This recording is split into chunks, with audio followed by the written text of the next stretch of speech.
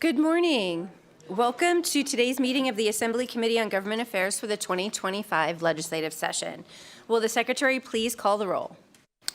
Assembly members Carter, DeLong, De Silva, Edgeworth, Flanagan, Gallant, Goulding, Gurr, Hunt, Jackson, Karras, Kasama, Wynn, Considine. I am present, and Assemblymember Kasama is with us through Las Vegas, and please record Assemblymember Jackson as present when they arrive. Welcome to the audience in Carson City, those joining us by video conference in Las Vegas, and those listening over the internet. I'd like to begin this morning with a few housekeeping measures. Please check and silence your electronic devices. If you wish to testify, please sign in at the table by the door and provide a business card to the committee secretary. When testifying, please turn the microphone on and clearly state your name and any affiliation for the record. Turn the microphone off each time you're done speaking. If you are providing handouts, please ensure that the hard copies are available for members of the public. Electronic copies should have been submitted to our committee manager by 9 a.m. yesterday for committee members today. We expect courtesy and respect in our interactions during the meeting, even if we disagree with someone else's position. And I encourage committee members to ask questions and engage with the material presented. If you have any follow-ups, please flag them for me so that we can ensure that we balance our time effectively for our meetings today. Committee members will be using their laptops to view handouts and other documents. Please do not interpret this as a sign of disrespect or inattention. And with that, let's get started. Today we will hear one presentation and two bills. First, we will hear a presentation from Core NV, who will update us on their work. Following that, we will hear Assembly Bill 189, which revises provisions relating to notaries public, and then AB 264, which revises provisions relating to the issuance of professional and occupational licenses. To ensure that we get through everyone fairly and quickly or timely manner, we will set a 20-minute time limit for each period of support, opposition, and neutral testimony on the bills, with each speaker having 2 minutes. This way we will ensure that we can allow as many people as possible to testify. And we will start with our presentation for Core Nevada, Core NV. First, we have Brian Bowles, Project Director, and Bradley Phillips, Administrator with the Office of Project Management, to present an update. Please go ahead when you're ready. Thank you, Madam Chair. This is Brian Bowles, Director of the Office of Project Management and the Core NV project. For the record, I first want to thank the Chair and the committee for inviting us to come speak to you today to evangelize about all the good work that we're doing over at OPM and on the Core NV project. Before I begin, I'd like to acknowledge our Administrator, Brady Phillips, to my left. Also in audience are the state's Chief Innovation Officer, Jack Robb, and the Director of the Governor's Finance Office, Tiffany Greenemeyer, to assist if we have any other questions, and are here for support of this rather large and consequential project here for the state of Nevada. All right, to begin, what you see in front of you is our imaginary rendering of where we're taking the state of Nevada forward into the future. Just a bit about where we came from in the Core NV project, if you're unaware. The state was involved in a massive undertaking and project to replace our aging human resources and financial systems that really run the business of the state. Back in 2014, it was first realized through a study from the Hackett Group that our systems were woefully outdated and needed replacement immediately. The state engaged in a project that was eventually dubbed Smart 21, which many of you may have heard of or been around for. And that project ultimately was not a success. It was decommissioned in early 2023, and we had to go back to the drawing board. We did that. We brought on a new vendor, mostly a new team, and got to work again, dubbing it the Core NV project. And that's what I'm here to talk to you about today. So, our vision for the state of Nevada is to transition from fragmented human resources and financial systems and tools to one cohesive integrated platform. Through the implementation of a comprehensive statewide enterprise resource planning, or ERP system, We aim to streamline administrative functions and establish the groundwork for a government that is efficient and highly responsive. CGI Advantage 4 system will replace our current legacy systems, which are outdated and no longer meet our needs. This new system allows us to streamline our processes, reduce costs, improve data security, increase efficiency and productivity, and ultimately make better decisions for our constituents that we serve. By unifying and harmonizing our systems, CoreNV will revolutionize the way Nevada operates, allowing us to eliminate redundancy, optimize workflows, and drive informed decision-making. This transformation will empower our public servants to focus on delivering exceptional services to the citizens and businesses of Nevada while ensuring fiscal responsibility and accountability.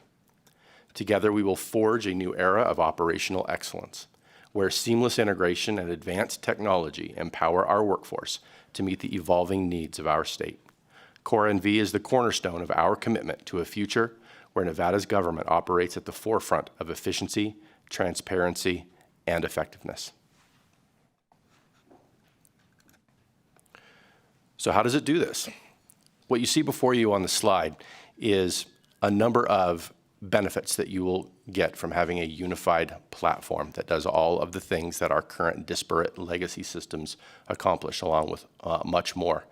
And I really want to focus on the top middle bullet there, if you could. It's consolidating data into a modernized system. This is the crux of where we're getting so many inefficiencies from having disparate systems today. The CoreNV ERP will eventually have all of the state's human resource and financial data in one database. Why does this help? I mean, we have all the data right now in various places. How will this assist our state in being more efficient and moving forward quicker? It means that the data does not have to be transferred, whether it be an electronic means or by a manual means through a form or a set of manual processes to get from one worker to the next, to get from one department to the next. It's all immediately in real time available to all the workers across the state enterprise, available to them for the work that they need to do on it. That's why we're bringing all of the functions of these disparate systems into one system, because it all shares the same pool of data. And as we go through time, all of our historical data will also be there available at everyone's fingertips all the time to be able to do their jobs quicker and easier.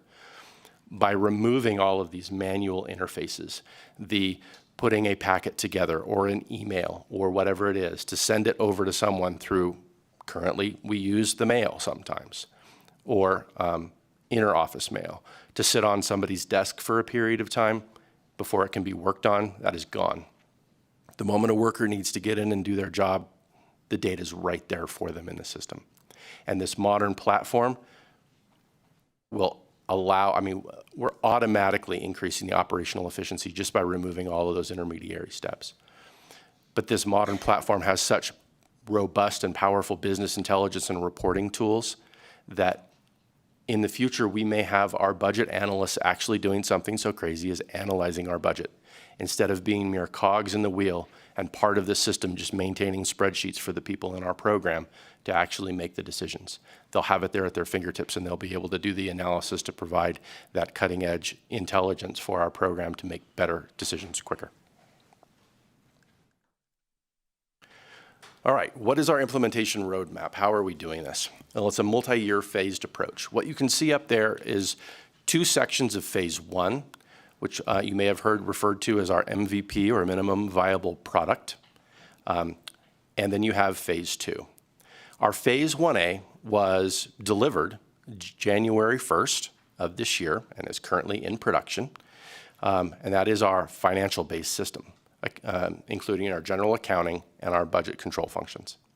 Phase 1B, which is coming June 30th of this year, so I think our counter in our office is down to 117 days and a wake-up, is our HRM, human resources-based system, with payroll administration, personnel administration, and position control. Next, we have phase 2, which will happen after we go live in phase 1B. That is where we do all of the efficiencies and added functionalities that the state does not currently have integrated into one system. So phase 1, A and B, essentially is what we call a lift and shift. We're moving off of our old systems onto the new system, but it is as a baseline functionality or minimum viable product. Phase 2 is where we get to all the efficiencies and enhancements that will make this thing really supercharged. We're going to be adding a grants lifecycle management, which is something the state does not have anywhere. It's all offline systems with how we manage our grants today.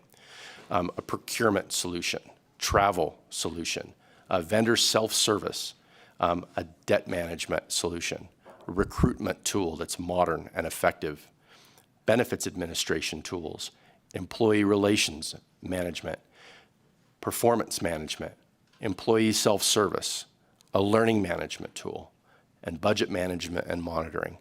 Once all of these different functionalities across our state enterprise are brought into one system, it is going to absolutely transform how our state does its business. What we see in seeking to overcome the way we've always done things in the state before, which I know we've all heard, is really built around the tools we use. And we use these outdated, disparate systems, Advantage 2, and from those have naturally grown the way we do our work. Well, we're changing that, and we're going to have a modern, effective solution. And in the decade and 2 decades to come, our workforce will change to meet the tool that they're using, and it is a powerful one. So another slide to describe exactly how we're doing this. That phase 1, what we call to inside our project as an initial platform deployment. Again, it is that very baseline with finance, or what we call fin, going in phase 1A, and then HR going in phase 1B.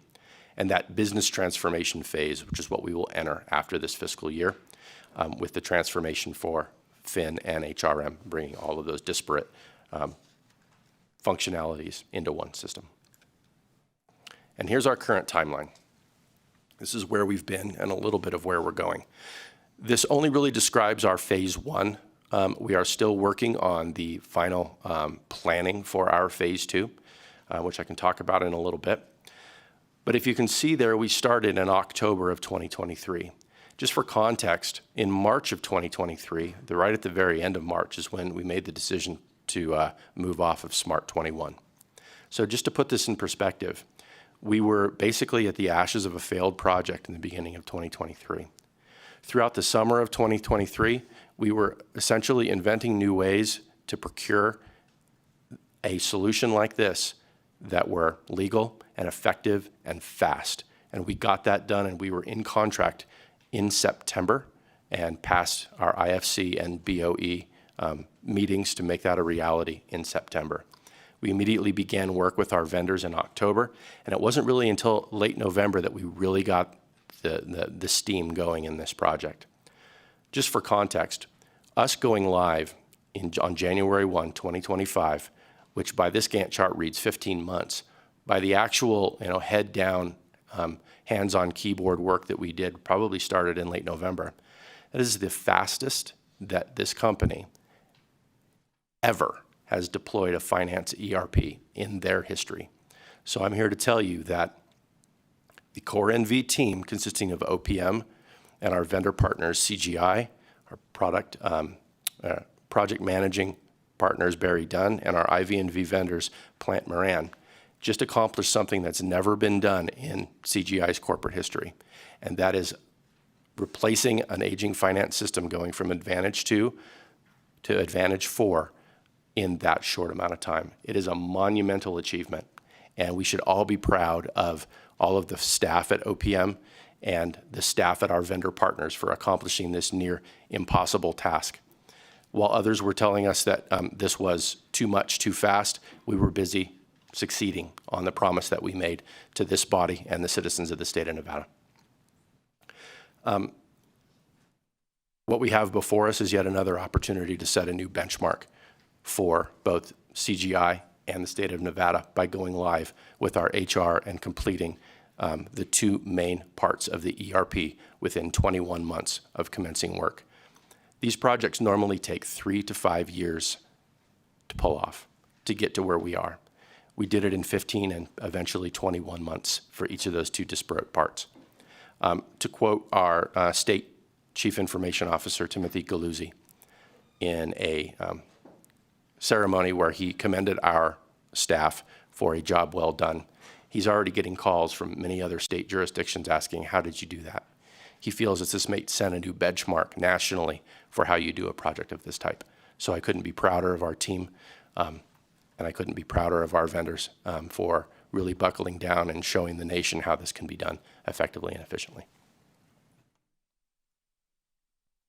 And a bit of a snapshot of where we are. I've spoken a little bit about that, but let me just share it with you a little bit of the successes that we've had and where we're sitting at the office today. So we're currently involved in doing some final testing for our HR solution that's going live at the end of June. And we have done our first parallel payroll testing, which is where we take an old payroll file that the state has already paid out and put it through the new system. In our first iteration of this, and this is unprecedented from our IV&V vendors, Plant Moran, have made this comment, as well as the folks at CGI. We have over a 99+% accuracy on that payroll file. That is an absolutely amazing first step to take toward replacing our payroll system. In fact, it may be even better than what we're able to create in our normal steady state operations with our current systems. In our tech team, we're going through conversion activities and interface and report discovery ongoing to flesh out those last bits of interface and reports that we're going to need for Phase 1B. For our end user training, the EUT, our human resource management training registration is now live with classes starting on April 1st. We give in-person training, instructor-led in-person training to all of the staff that are required to work in the system prior to go live.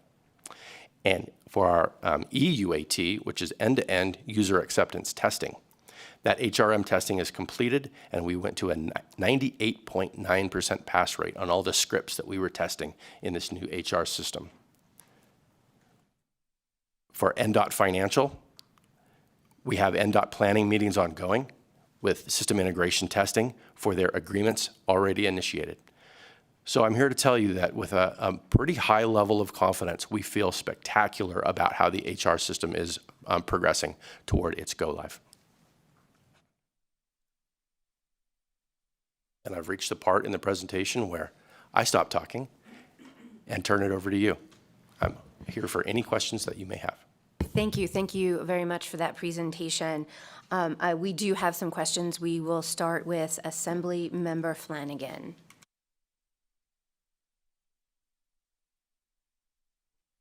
Thank you, Madam Chair, and good morning. Thank you for the presentation. My questions are budgetary, so I'll toss out both of them at the same time. I'm curious to hear the cost of the projects as a whole, and then if you could also talk about the budget for your operation for core Nevada itself. Thank you. Brady Phillips, Administrator for the record. As far as the budgetary goes, we were provided a one-shot bill in the current biennium. It was approximately $160 million to pay for this full ERP in its totality.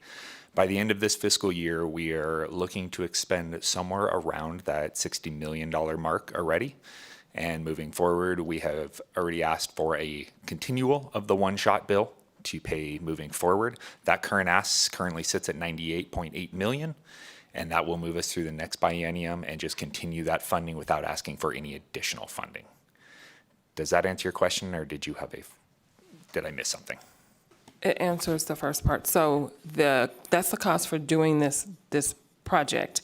Is there a budget for just the office in and of itself, or was this a new stand-up to streamline state operations that just came out of the one-shot bill?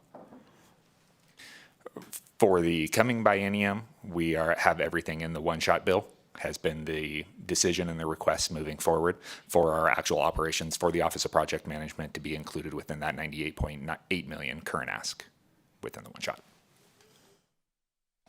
Thank you. And if you don't mind, I'm just going to follow up on that question because I sort of had the same question. So I know you had the 160, that was the one shot. You have the 98 million, but ongoing into the future, will there be appropriations biannually? Like, what is your budget and where will that funding come from just for your staff and operations? Yes, Madam Chair. Brady Phillips, Administrator for the record.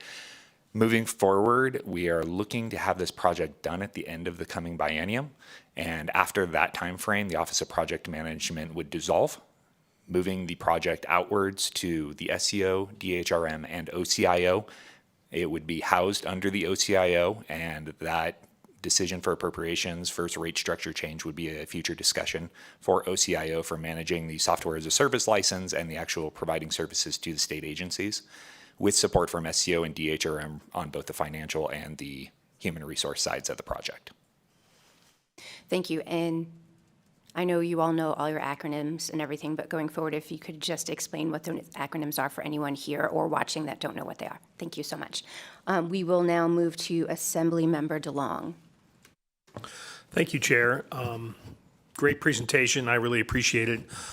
Very impressive timeline for implementation of an ERP. Question about once all of the departments and divisions are up involved in the system, are there going to be hardware upgrades that are needed in the various departments to be able to implement the software programs that come with this system? Thank you for the question, sir. Brian Bowles, for the record. I believe the answer to that is no. The entire system is a software as a service, so we're running in the cloud on CGI's network out of their servers in Phoenix, Arizona. And so there should be no need for any hardware upgrades specifically related to running the system for our end users. A normal laptop will suffice with normally a VPN so they can access the state backbone from anywhere. With the system operating in the cloud from servers in Phoenix, will there be a backup system here in Carson in case internets go down? So will there be continual uptime on the system? Again, thank you for the question. Brian Bowles for the record.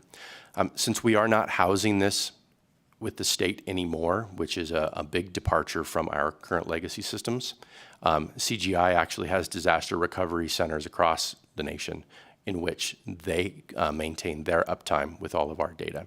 And we are contracted for, I believe, over 99% uptime within our contract. So that is being handled now as part of the software as a service by our vendor.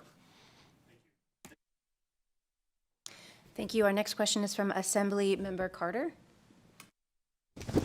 Thank you. You just answered a big chunk of mine, but focusing on technology, you say it's in the cloud. I'm concerned and want to hear what has been done to make sure that it's secure, and especially in light of the fact that CGI is a foreign company, it's Canadian. Is this ridiculous trade war that was lit off going to affect this, or can we even predict that? And was it really smart using an offshore company in this climate? Thank you for the question. Brian Bowles for the record. CGI has a massive footprint here in the United States. I don't expect our data to be at any risk. It will be maintained within our contiguous borders of the lower 48. As far as whether the current climate at the federal level will impact the contract that we have, my thought is no. Not being a contract lawyer or expert in what's going on at the federal level, we have them in contract for 5 years at particular terms. As we move forward, I couldn't predict, sir. Okay, our next question is from Assemblymember Kasama. Thank you, Chair. Can you remind us what was the investment that we had on Smart 21? Thank you for the question, Brian Bowles, for the record. I've heard different numbers, and I don't have that at my fingertips, so I wouldn't want to say something erroneous here at the table. It was in the tens of millions of dollars, certainly. The numbers that I recall, and don't hold me to this, at one point was 77, and I believe more work was done that actually pushed it higher than that. I think it was significantly higher. So we can definitely get back to this body with a definitive answer on that. My apologies. Follow-up, Chair? Go ahead. I guess the main reason I was asking is for us to understand, and could you elaborate the safeguards you have in place now? So it's wonderful to hear how far we are on the current project. So it sounds like it's it's ready to roll. You have some of it. It will be using it this year, which is fantastic. What have we done as a state to currently now safeguard, or what have we put in place so that we don't end up with something like Smart 21, where we spent hundreds of millions of dollars, spent years on it, and then end up scrapping it? What are we doing now that would avoid us having something like that happen again to our taxpayers' dollars? Brian Bowles for the record, and thank you very much for that question, because I believe the answer is we've been doing quite a lot. Through conversations with this body during last session, the contract is our main backbone as to providing us with the means to enforce success on this project. We went from a time and materials-based cost schedule, which essentially meant that we had to pay for failure, to one in which we have every single bit of compensation tied to a deliverable or milestone along the way of the project. And we hold our vendor accountable to each and every one of those deliverables. There have been many that we have pushed because their deliverable hasn't met our standards, and we continue to hold them accountable for all of that. So success is truly the only way to get paid on this project. Secondly, Wonderful. we chose the right vendor. Great to hear. Okay, that sounds like a good enough answer. I'll stop there. Yeah, no, it's great to hear we have that type. Just, it's a different contract model. Fantastic. Thank you. Absolutely, absolutely. Our next question is from Assemblymember Gallant. No, it's not. Our next question is actually from Assemblymember Goulding. Thank you, Chair. Thank you for the presentation. I may not have understood entirely correctly when you were talking about the budget. I thought that you had said that you've spent 60% of your budget at this point for Phase 1, that Phase 1A and B, which takes care of the minimal viable performance. And then the second phase, there is 40% left of the budget to cover those, all of that although the features and benefits that transform the system from this baseline to current expectations of how a system should actually function. Do I understand it correctly? There's 40% of the budget left for that amount of functionality, and is that realistic to be able to do that much work with that more portion of the budget? Thank you for the question, Brady Phillips. For the record, it is actually the opposite. So the original bill was approximately 160 million. There was approximately 100 million remaining after the end of this fiscal year. And at this point, we are forecasting that we will have sufficient funding to do everything we are looking to do. Committee members, do we have any other questions? I do have a few. No, I'm sorry. Assemblymember Karras, if you have a question, go ahead. Thank you, Madam Chair. Really good presentation, but way too many acronyms, which makes me want to ask you 4 questions, but I'm going to ask those later. And Assemblymember Goulding's touched on mine. So I thought I heard you gentlemen ask, you're going to have an ask of 98 million. Is that correct? Brady Phillips, for the record, that is correct. But I'm sorry, can I continue? Did you not just tell Assemblymember Goulding that you have almost that amount still left in your budget? I'm trying to figure out, let me go where I'm trying to really get to.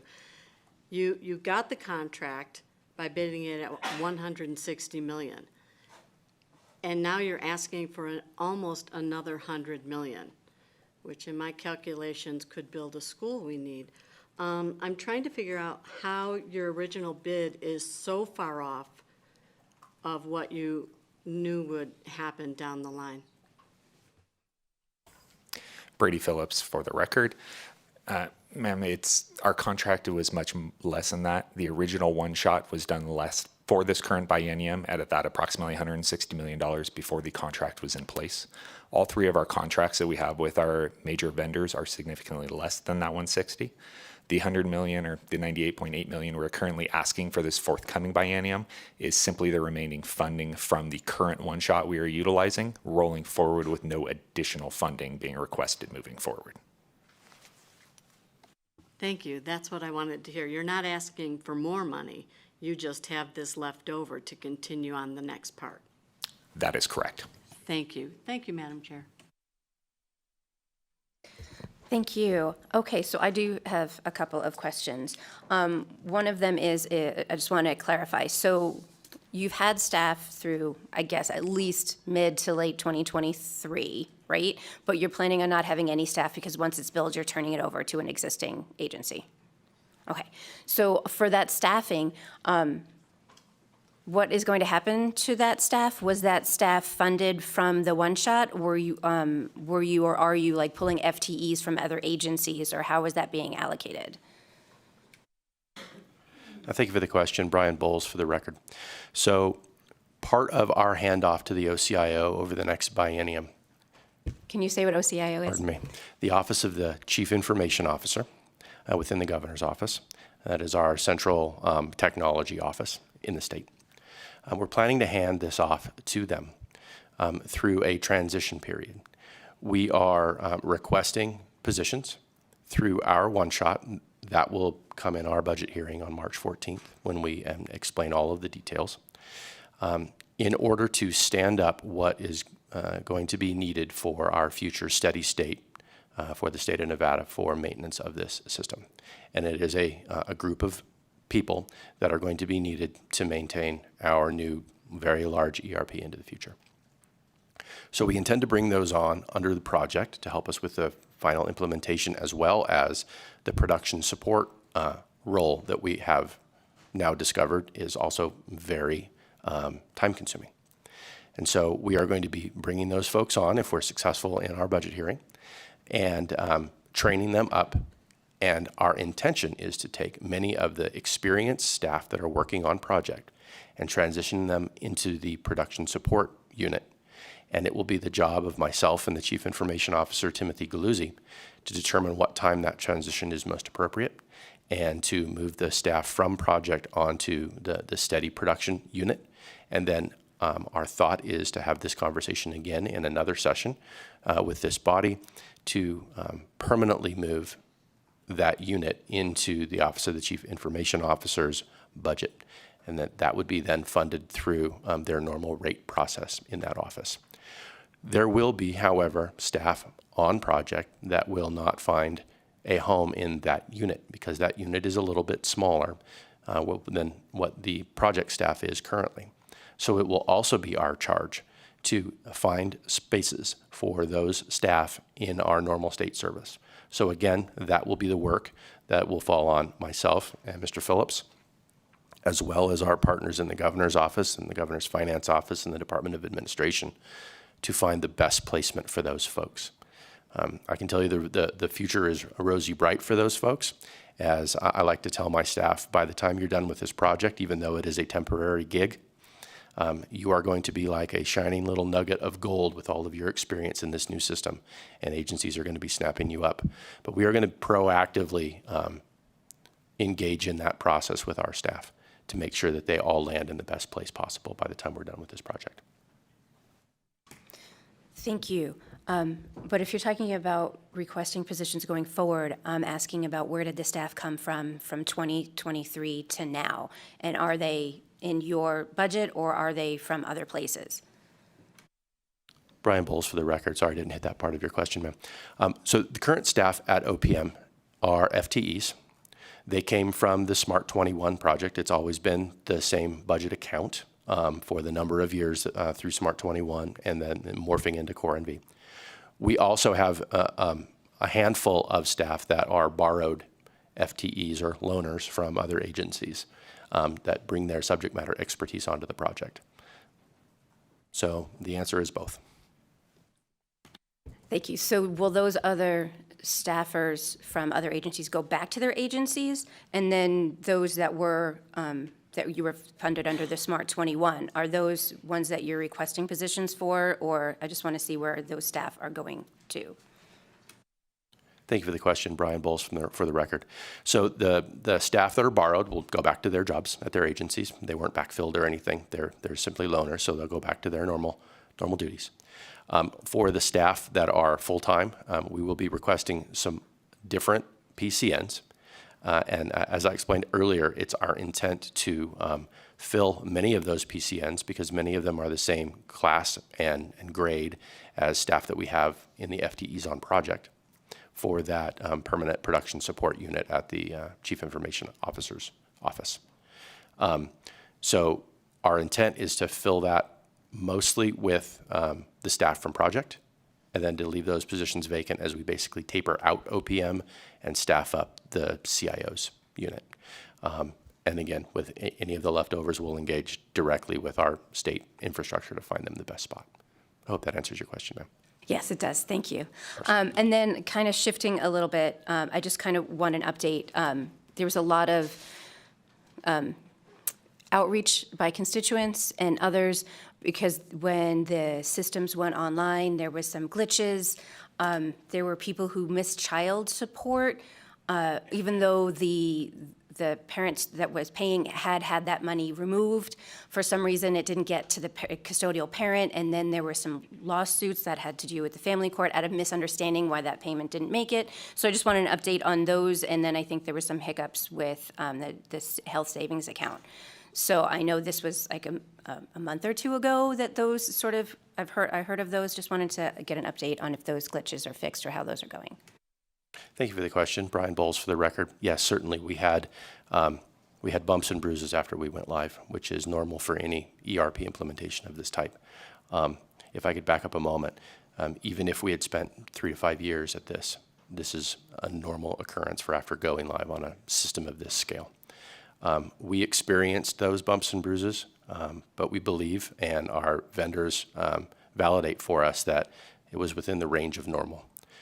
Even though that doesn't feel any better to the folks that were impacted, and we acknowledge that there were impacts.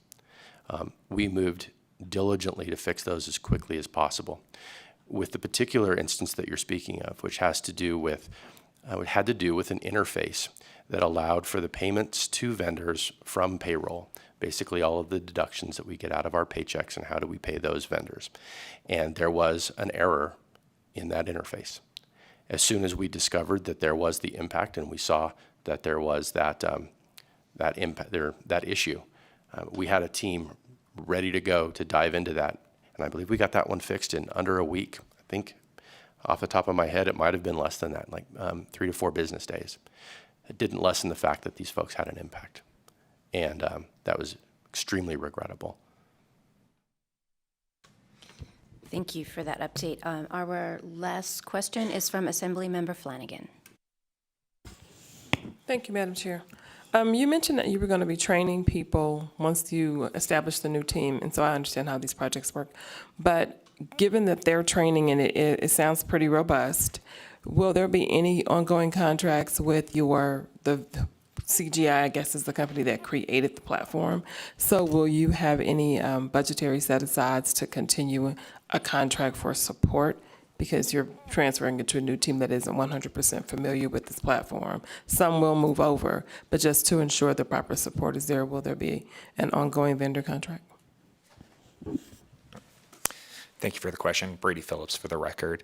Moving forward, we have the continued software as a service fee, which includes support on the cloud side and actually working the program, and they give experience or knowledge and provide guidance on how we can move forward for that team in the future. We'll also have under contract and are looking to potentially expand in the future what's called a local support services team, which is actually people from CGI that are assigned to Nevada to work with our production team to provide guidance from CGI proper on how to do this and how to move forward. Thank you. Really appreciate y'all coming out here and giving this presentation. For the majority of us, this is new, and we thank you for your time. Thank you. Thank you. We will now move on to bill hearings. We will begin with Assembly Bill 189, which revises provisions relating to notaries public. To present this measure, we have Assemblymember Koenig. And if you would like to come up to the table, and please begin when you're ready.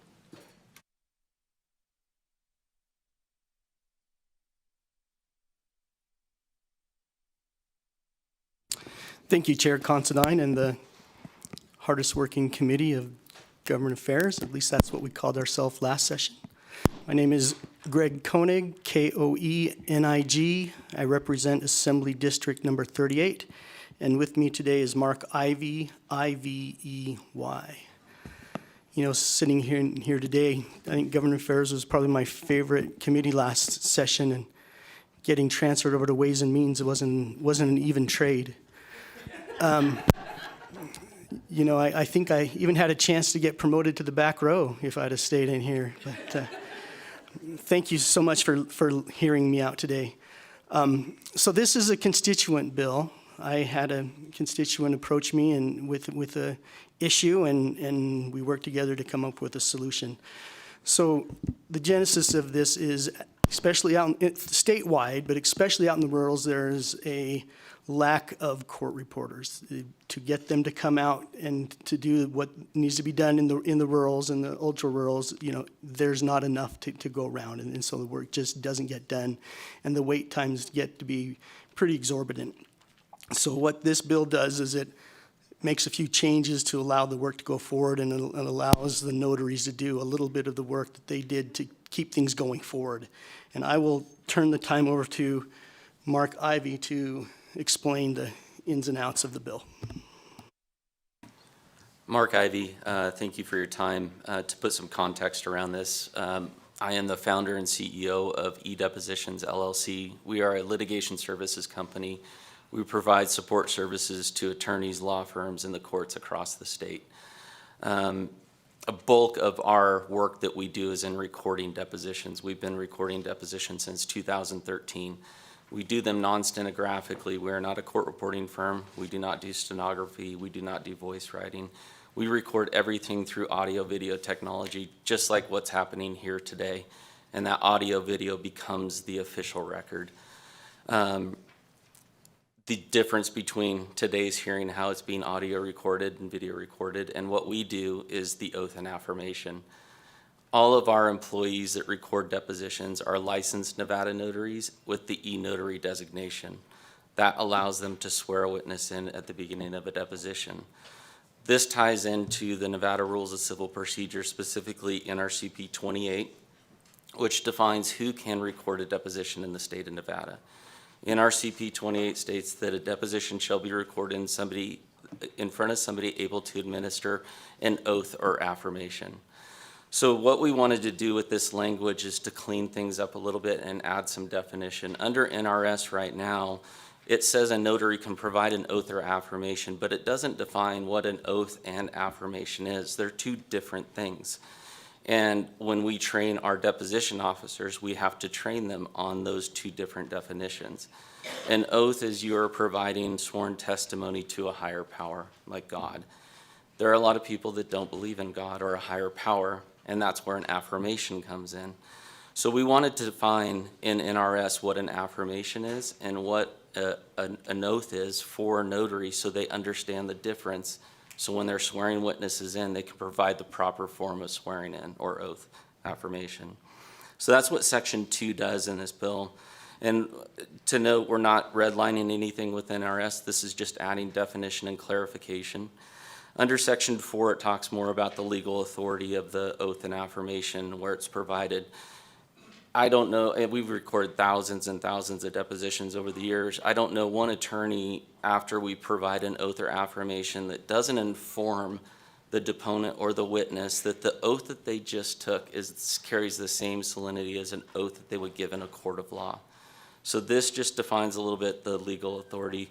But then under Section 3, especially Section 3A, we define where an oath or affirmation can be provided, specifically testimony in a legal proceeding, including without limitation of pretrial hearing, examination, deposition, or other proceeding.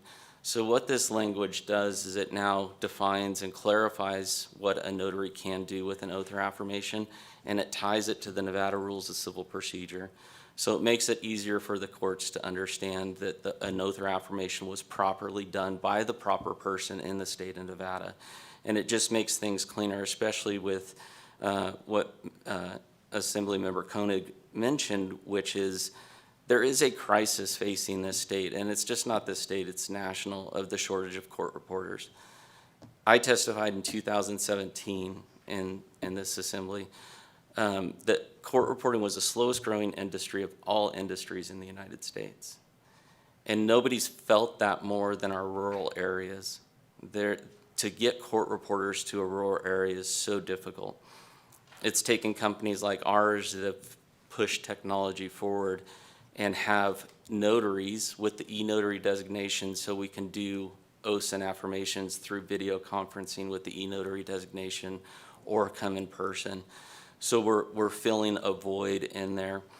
This bill doesn't have an economic impact on the state or local government, but I do want to say it does have an impact on the state and our local governments, because what it does is it allows companies like ours to meet the demand that needs to be met by the lack of court reporters, which means I hire more people. I train them to be deposition officers. They become licensed notaries. They become licensed e-notaries. So the state will have more licenses out there. And it also protects everybody. It protects the community of our citizens that need access to justice, that they know that they're being sworn in the proper way, in the proper format. And it also goes to the courts to make sure that when they see a deposition come in, they know that it was done properly in front of the proper person and done with the right oath and affirmation. Thank you for your time. If the chair will allow, we're ready for questions. Thank you. We will start with Assemblymember Carter. Thank you very much. I'm curious because I didn't see any in here and they may be buried in there. What agencies does this affect, and what is the state agency's positions on this? I see it imposes some extended due process, possible due process on state agencies, and I'm curious what they have to say. Mark Ivy, eDepositions LLC.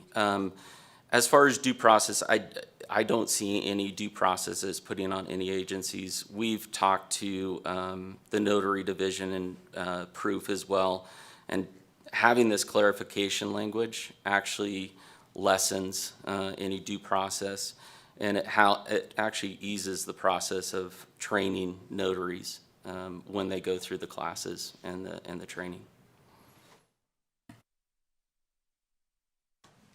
Our next question is from Assemblymember De Silva. Thank you, Chair.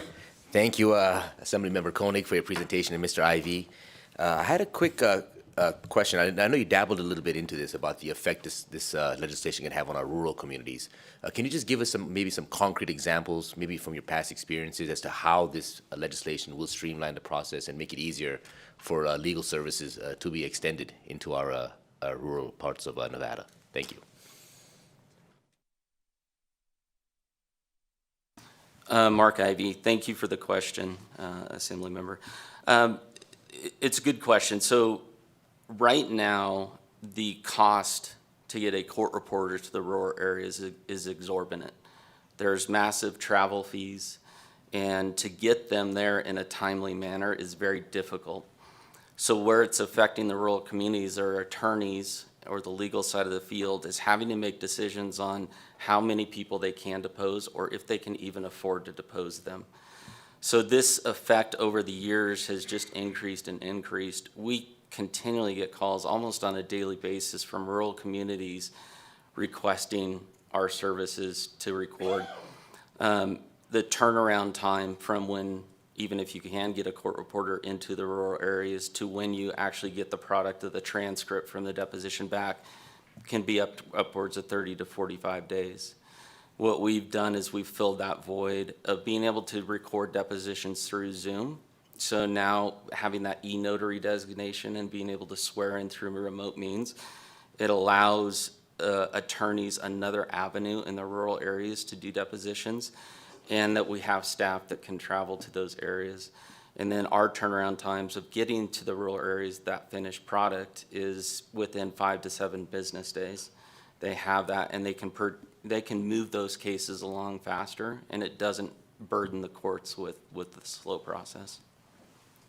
Greg Koenig for the record, and that's what brought it. I'd heard from the court systems that it was just taking way longer than it needed to in the current system, and so we tried to find something that would speed that up. We do have a couple of questions, but I'm just going to ask my question right now. I just want to be clear.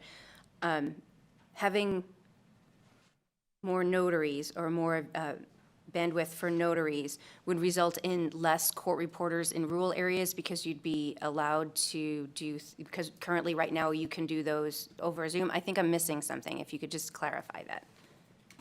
Mark Ivy, thank you for the question, Assembly Member.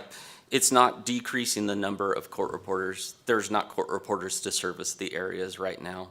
So we're filling that void of the demand that's there without the supply of court reporters. So having more notaries allows more access to the rural areas to complete depositions and testimony.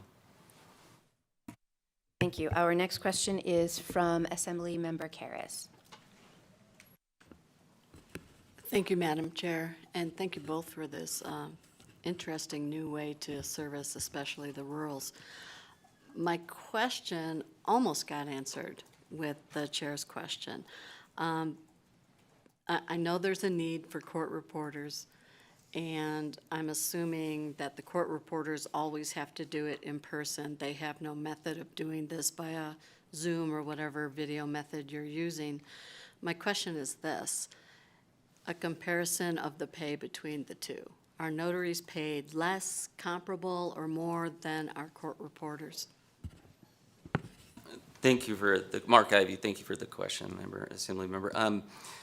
To answer your question on the pay, I can only explain what we pay. So how we pay, it's a comparable wage as far as I understand. I don't know the exact numbers of what court reporters get paid. As far as the access to court reporters in person, court reporters used to have to be notaries to swear a witness in, and then they got special powers to not have that. But they don't have the e-notary designation. So for them to do Zoom depositions or video conference depositions, they have to get stipulation from all parties to swear the witness in. And it's a more difficult task for a court reporter to listen through a technology to type versus being in person. So that has an issue in itself as well. Thank you very much. Thank you, Chair. Thank you. Our next question is from Vice Chair Nguyen. Thank you, Madam Chair. I want to disclose I'm a notary. So interesting fix on this particular chapter. And you mentioned it several times, the rural access, which is very critical for our state. Did you also look at the travel piece to ensure that it's kept up with the costs of transportation these days? Because I think as part of that, even though there's the e-notary availability, right, are there steps that you're taking with the Assembly member to also enhance some of these limitations? Because right now the fees, I believe, for a notary to travel in rural areas, I think those costs hasn't been changed in, I believe, decades. So I don't know if it's kept up with the times if you're trying to make it more efficient for folks to have more access into the rural communities. Mark Ivy, thank you for the question, Assembly Member. It's a good question. So as far as the notarial duties that we provide through my company, the only notarial act that we provide is the oath or affirmation. As far as the travel fees, that burden is more on the attorneys to pay a travel fee. And what we've done, I can give you a comparison. For example, an ELCO deposition. It costs roughly $700 to $1,000 for a court reporter to just travel to that area. Our fees are $250 to travel to those areas. So if there's an in-person need, we do service those areas. We always recommend a more economical route of Zoom or a non-in-person deposition if we can, but we do maintain the ability to travel to those areas. Thank you. Our next question is from Assembly Member DeLong. Thank you, Chair. Appreciate the presentation. Pardon my ignorance. I have very limited interaction with the court system. The service that you're talking about, the e-notary, that's only for depositions. It's not for court reporting or replacing court reporters in court. Is that correct?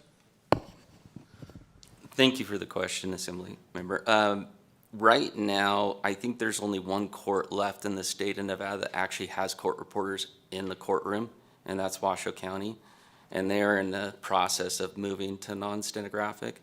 Almost all of the courtrooms in the state, especially in the rural areas, have had to go to non-stenographic recordings. I was just in Winnemucca last week for a hearing, and the judge recorded everything with Zoom technology.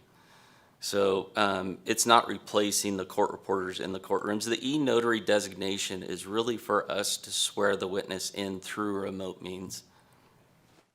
Thank you. Our next question is from Assemblymember Flanagan. Thank you, Madam Chair. And this may be just a point of you might have just answered it. So in regular cities or urban cities, there's no competitiveness that comes out of creating this privilege in the rules. Does it have any impact in like the regular city, I guess is what I'm wondering. Mark Ivey, thank you for the question, Assemblymember Flanagan. The rural areas have felt the most impact from the shortage of court reporters. Our larger areas are now facing that same pain. To give you an example, in Washoe County or in Reno, 5 years ago, there were 5 court reporting firms. Today, there is 1. So there is a lack of court reporting services in those areas. Our major areas of where we do depositions on a day-to-day basis are in Washoe County or Clark County. That's where a bulk of our business comes from. And we are getting calls on a daily basis of we can't find a court reporter. So it is affecting the larger areas. Not just here in Southern California, they're scrambling right now. They have, I just read an article the other day that they are missing over 250 court reporters that can service the courts, and they're scrambling to try and figure out how to do it. So it's impacting the larger communities now as well. Thank you. And then I just have a couple of questions about the bill itself. So I know that Chapter 240, NRS 388 do not define affirmation and oath. So if you are defining it here, do you know if these definitions are elsewhere in the NRS, or were these definitions that you drafted? Mark Ivey, thank you for the question. They are not in NRS. Yes, and that was the big issue I had, because when we were training our deposition officers, we had to train them on the difference between an affirmation and an oath, and it's different language for each one. So that's why we wanted to add that definition. We define jurat and other things within notarial language, but we don't define oath and affirmation. Thank you. And just to say it out loud, both the affirmation and the oath have the same legal weight and penalties for not doing it properly. Mark Ivey, that is correct. They both carry the same legal weight. Thank you. And then my last question is Section 4.2, line 18. It says oath or affirmation may be provided in writing, orally, or by any other equivalent mode of communication. I know there's a definition of communication mode in the NRS, but on the line above that, is that the same definition, or, I mean, could it be a thumbs up? Like it says any other mode of communication, so I'm wondering what those parameters are on that line. Thank you for the question, Assemblymember. On that definition, by the orally or any other equivalent mode of communication, under NRS right now, you can provide a written oath or affirmation where somebody actually signs that piece of paper. In our setting and how we do that, it's all verbal. So the mode of communication, I think, more points towards more orally, and it could be if there is a need for sign language or an interpreter in those modes as well. Thank you. I just wanted to clarify, because the next line where it does have communication line, NRS 388417, includes those definitions for sign language or other forms of communication, but the line above it just seemed a little bit more. I just want to make sure somebody just can't make a sign, that doesn't fall under 388. Thank you. Mark, yes, that's correct. And, in the settings of where we're trying to get this language, I know attorneys wouldn't be okay with a thumbs up to their affirmation. They'd want it verbally, so thank you. Thank you. And any other questions from the committee? Seeing none, thank you so much for this presentation, and we will move on to testimony. Testimony can be provided in Carson City via video conference in Las Vegas or over the phone. Further instructions for providing testimony on a bill can be found on the agenda. First, we will hear testimony in support of AB 189. Do we have anyone here in Carson City who would like to testify in support? Seeing no one coming up to the table, do we have anyone in Las Vegas who would like to provide testimony in support of 189? Seeing no one in Las Vegas, AVH, is there anyone on the line to provide testimony in support of 189? To testify in support of AB 189, please press star 9 to take your place in the queue.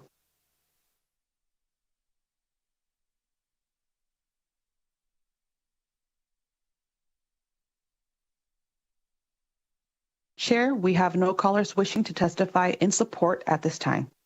Thank you. We will move on to testimony in opposition to AB 189. Is there anyone here in Carson City who wishes to testify in opposition?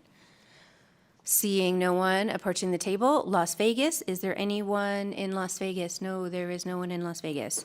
AVH, let's go back to you. Is there anyone on the lines for opposition to 189?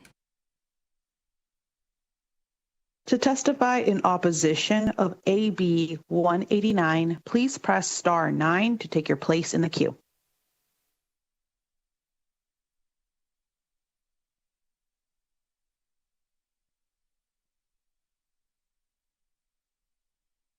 Chair, we have no callers wishing to testify in opposition at this time. Thank you. And now we will move on to neutral. Is there anyone in Carson City who wishes to testify in neutral on AB 189? Seeing no one in Las Vegas, is there anyone who wishes to testify in neutral on AB 189? Does not look like it. AVH, is there anyone on the line who wishes to testify in neutral to AB 189? To testify in neutral of AB 189, please press star 9 to take your place in the queue.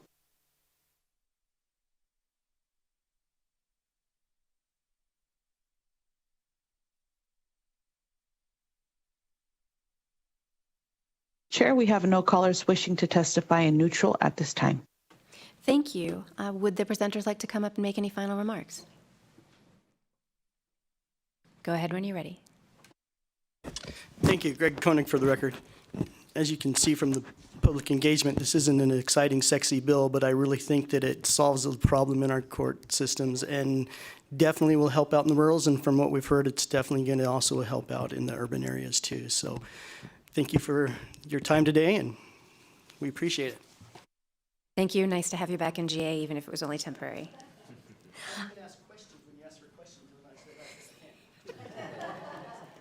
I will now close the hearing on AB 189 and will open the hearing on AB 264, which revises provisions relating to the issuance of professional and occupational licenses. To present this measure, we have Assembly Member Miller and a few other people she will introduce. And please go ahead when you are ready.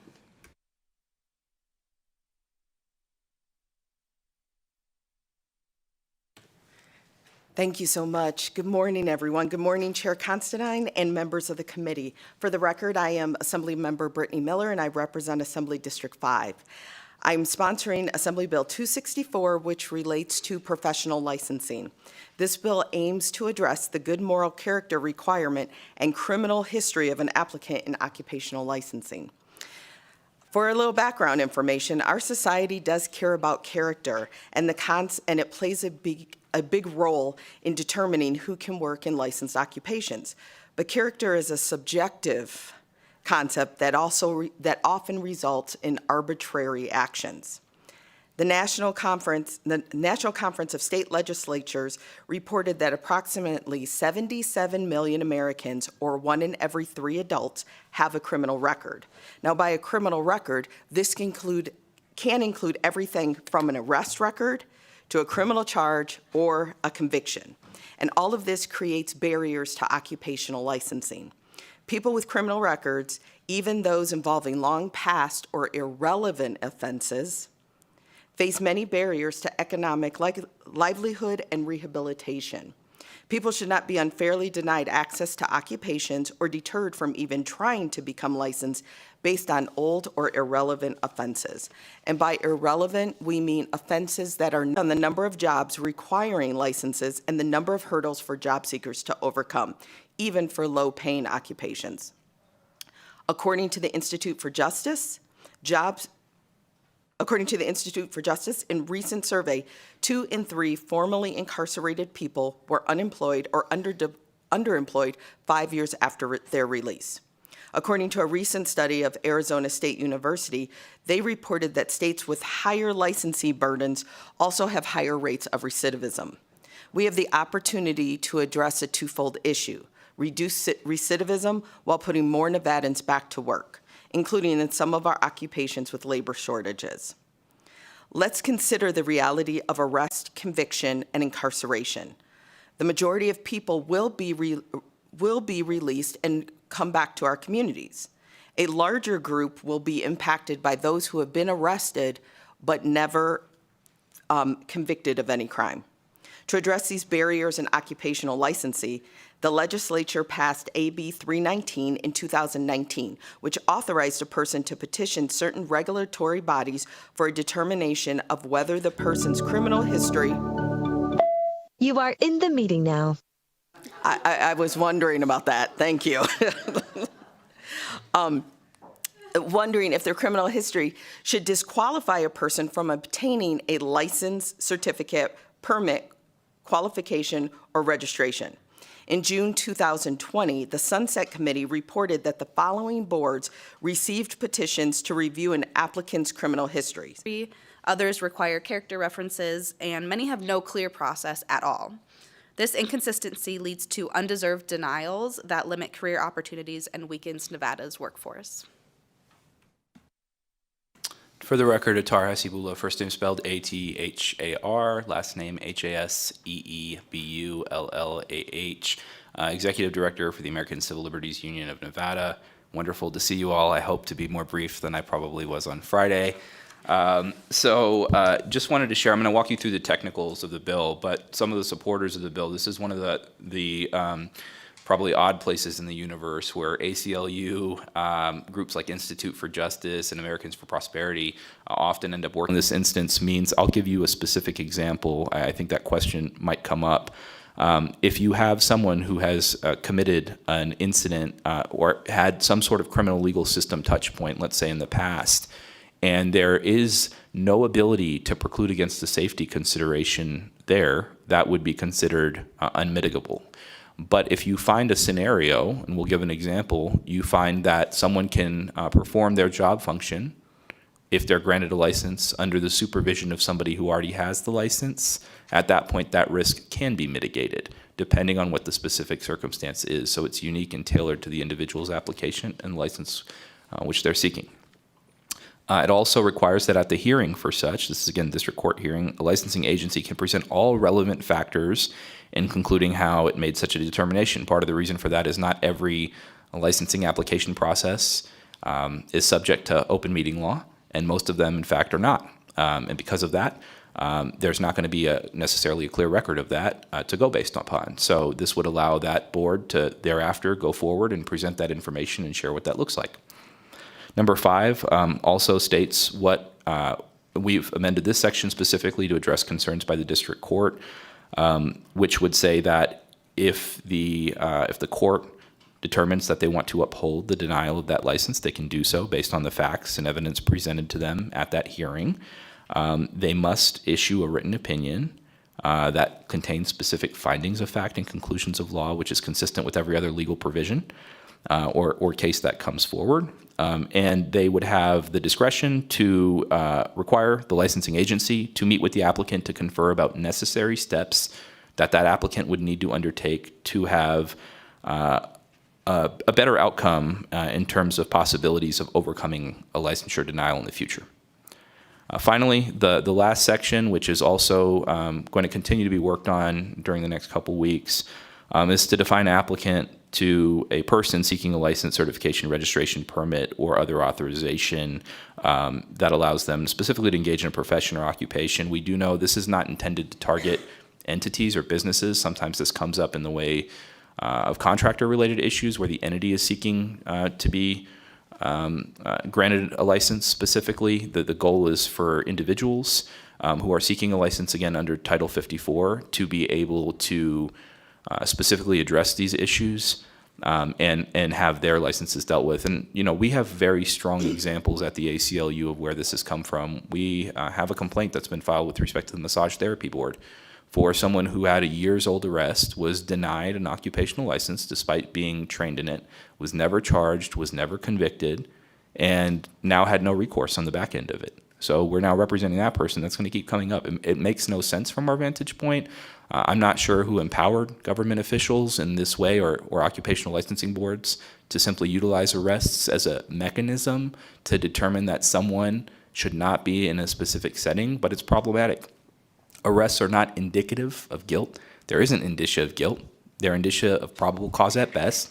There is no legal basis from our vantage point of utilizing that as a means to deny someone from moving forward and being able to obtain work. And at the end of the day, taxpayers in Nevada are going to continue to subsidize the challenges that are associated with this type of bureaucracy, because folks are going to end up on social services, which is what we've experienced and seen, when they have the opportunity to work. The only reason they can't work is because the licensing board has popped up and said, we're not going to give these people a license because they have a year's old arrest and provide no further information. This, in and of itself, and the amendment, is designed to create a judicial process that provides equity and fairness for Nevadans that are seeking work, nothing more. There isn't too many beyond that. I want to give credit to Assemblymember Miller for bringing this forward. We worked together last session on a similar bill, and part of the reason I will tell you right now, opening up Title 54, just to be candid, is not convenient. There will end up being significantly more pages once you see this bill is amended. And unfortunately, that's the reality of how these portions are written. And again, some of these boards do tremendous work in understanding safety. We're not saying they shouldn't. What we're saying right now is that if they're going to deny somebody based on these arbitrary standards, the applicant should have recourse there to be able to seek a challenge to that in a fair body that's not continuously going back to the same board or agency that's denied you a license. So with that, happy to take any questions. Before we open for questions, I just want to clarify and just bring it down to two main focus areas. One is that the goal of the bill is to focus on the individual applicant, as my co-presenter mentioned. And also, this in no means, the goal is not to remove the ability of the boards to deny a license based on criminal record or history. It's asking that they create a clear reason why providing the license creates a vulnerability to public safety or to that community within the profession. So there are we can all think of many examples where someone's criminal history would not be appropriate in certain settings because it does create a vulnerability. Again, I would understand why someone with burglary or robbery, where there would be concerns about putting them in a nursing home. We also can think of many other offenses why there would be concerns to put them in with children or seniors or other vulnerable people. But again, the case to just why would there be a denial for someone to work as a barber? And so we're asking that there's a clear reason given when there's denials and that they can express clearly and articulate why they believe there's a vulnerability to the community and public safety. This is Brittany Miller for the record. And with that, we are ready for questions? Yes. Fantastic. Thank you so much for the presentation. Our first question is from Assemblymember DeLong. Thank you, Chair. Appreciate it. Thank you for the presentation. The fact that 39 states, I think you said 39 states, have done something to address this says, yeah, there's an issue here. My question is along the line of, did all 39 of those states take this similar approach where giving someone the option to go to court to overturn a decision rather than trying to pass a law that limits the ability of the boards to reject someone for certain types of activities. And Mr. Hasabullah gave a great example. Someone that just got arrested. Why don't we put that in statute to say you can't deny but just based on only an arrest? So, Are you thank proposing an amendment, Assembly Member? No, it's a question why you didn't do that. Because I think that we would accept that as a friendly amendment. But the first, we have to recognize that all the states work differently, and not all the states. We are this is Brittany Miller for the record. We are heavy on the use of our boards and commissions in the state of Nevada, and often that's because of our very small and slender legislature. And so we rely more so on boards than other states would. To answer the question specifically about what other states have done, obviously other states have enacted a variety of different types of legislation, but I think the first thing to look at is how the role that our boards play in our state, which is heavier compared to others.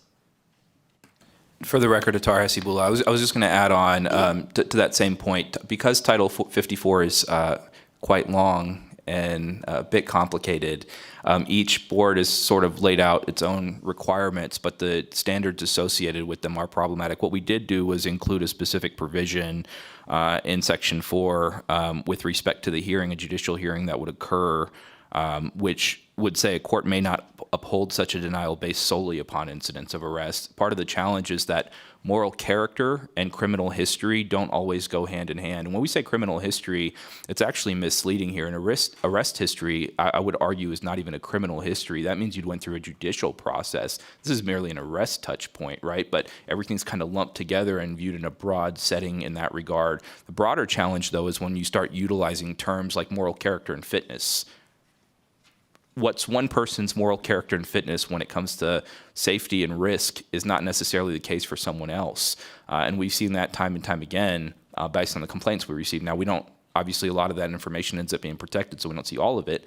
We're not saying that they shouldn't be able to consider some of these factors, but certainly the arbitrary standards that have went in over time have been challenging in that regard. With respect to other states and what they're doing, many of the other states out there have previously established a stronger line for what a judicial standard would be. We view this as probably the easiest compromise from our vantage point that could come in, because it's a preponderance of the evidence standard that we've agreed to go to, because there's no clear judicial process that's involved. There's only a judicial process for specific and select licensing boards, but it's not the case for every other board. So as it stands right now, the evidentiary notion for what this might end up looking like court has not existed at scale. And I'm not saying it would exist at scale. Certainly somebody who has significant challenges, non-truthfulness or recent convictions that are tied to what's occurred, they're probably less likely to go forth to a court to seek relief in that regard if that's something that's just happened. But what we're really trying to get at is creating a line of review that's outside of the agency that's denied that specific person's license, that specific line of review, so that that person has a fair chance at receiving a license. Thank you. Our next question is from Assemblymember Gallant. Thank you, Chair. Thank you for bringing this bill forward, because we do have an issue with boards and commissions and licensing here. And this sort of, as you were explaining the lack of appeal process, it sort of reminds me of the CFPB and the debanking, as Mark Andreessen has talked about, where there's no appeal process. But as I'm thinking about this, here we've got people who have put 800, 1,500 hours into getting licensing, the education, along with it, and now we're also, and I'm not saying this is wrong, but I'm just asking this question. Now we're also asking them to go through an expensive legal process. And Title 54 sounds like it's very complicated. So what kind of support do you think is out there for people that can't afford an attorney but would like to be able to appeal this?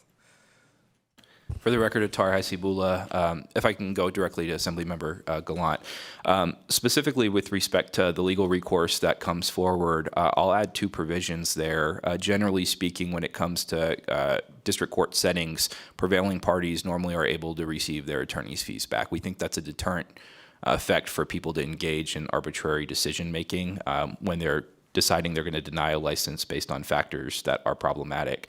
I'd also argue we're not sure of the exact quantity of this. I mean, most of the licensing boards I've spoken to over the years say this isn't even an issue, and yet somehow there's always a challenge with respect to language that ends up occurring. I'd offer my organization as a resource in that regard, but certainly there would be attorneys willing to take this on if this was a process that was clear and consistent. As it stands right now, there's not a clear process. It is arbitrary right now. There is no consistency effectively throughout the process that exists. And while you might be able to go to a district court long term and say, hey, this has happened, you could theoretically challenge for anything. There's not a clear process that notifies somebody of that. And certainly the notification provision here and sharing why the denial occurred is also a critical step. We know most boards are doing that, but there's some that aren't. Thank you. Our next question is from Vice Chair Nguyen. Thank you, Madam Chair, and thank you for the presentation. As a small business owner myself, this is great. This is a great idea. I think we need to definitely standardize the boards. So thank you for doing this. Just wanting to further asking the assembly member and as well as the group to think about maybe adding more of the efficiency. So this may be an amendment, it may be just a suggestion.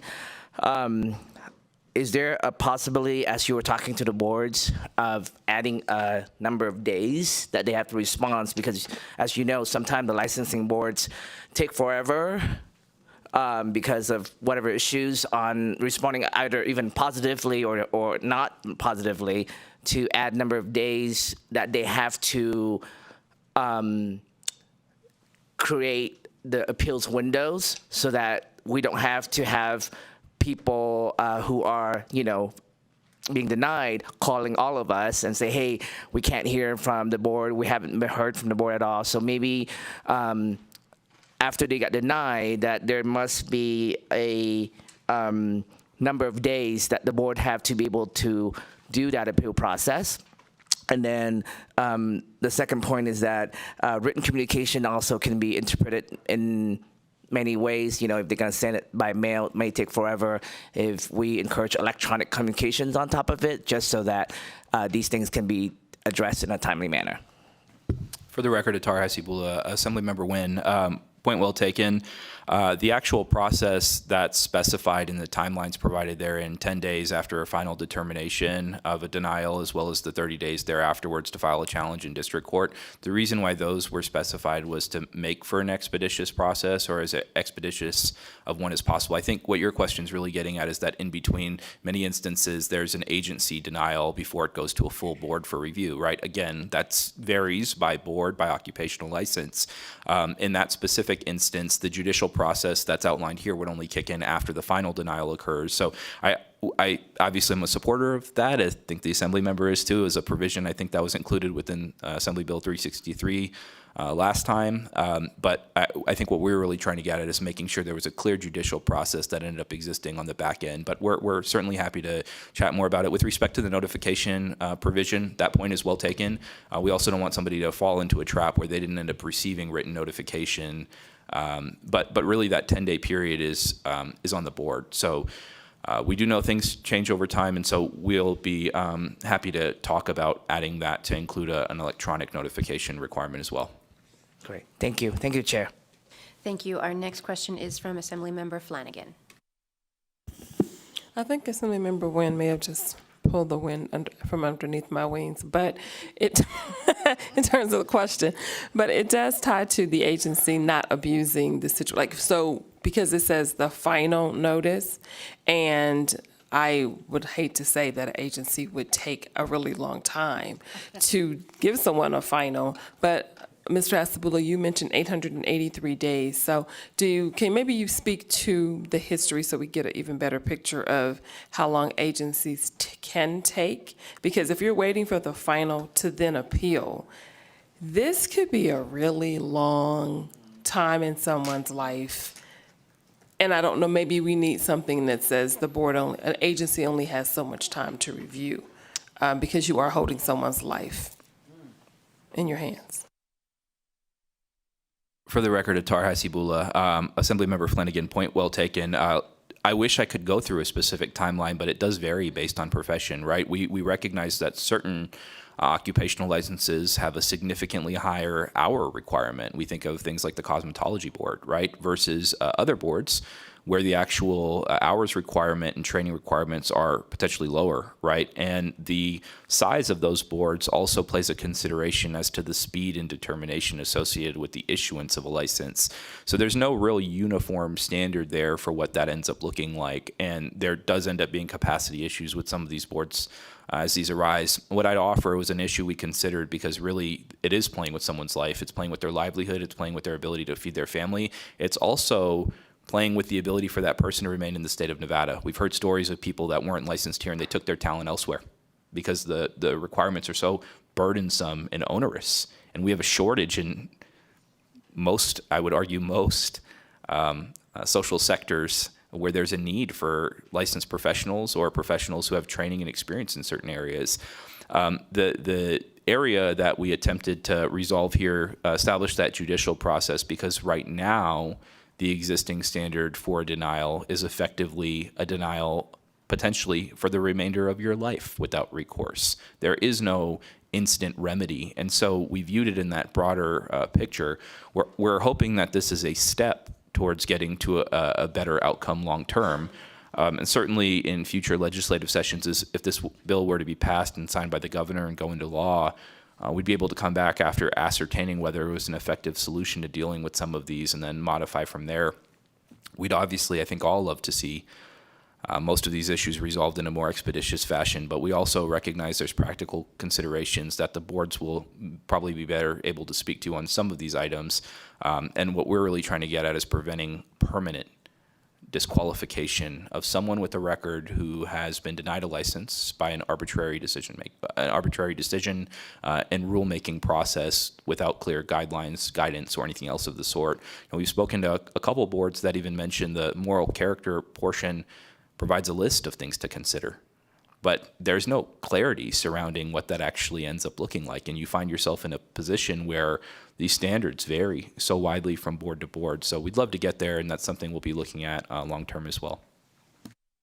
Brittany Miller, for the record, I'd like to add to that as well. The challenge with the list is it wouldn't apply to a list of offenses or charges. It wouldn't apply to every profession. But when you speak about the length of time it takes to get licensing, I'll just give an example of myself as a teacher here in the state of Nevada that's been currently employed.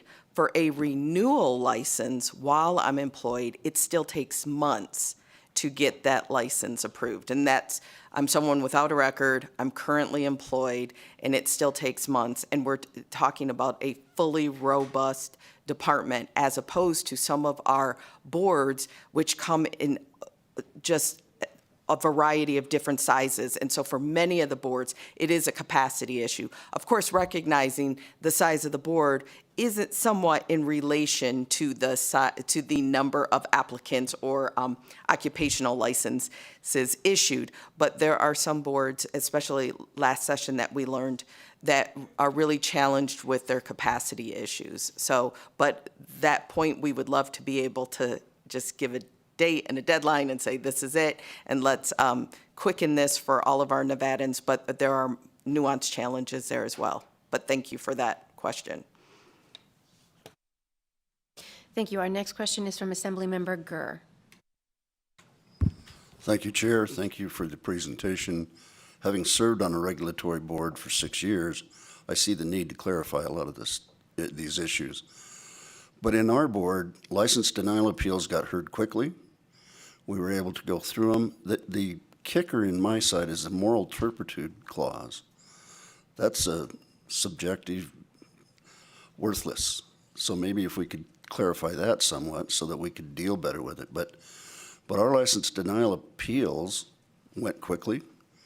They were able to go, and if we continued the denial, they still had the ability for judicial review for them. And I know we need to clean this up. I just think it's a start in the right direction. I don't see how you'd ever classify everybody under the same kind of rules and designations. I mean, it takes almost a two-year degree in college to get a real estate license. And $2,500 hours to be a cosmetologist? Come on. We deal with bigger issues than cosmetologists, money-wise for the public. So that could be looked at. But every profession has their own ideas on how long it should take you to get into it.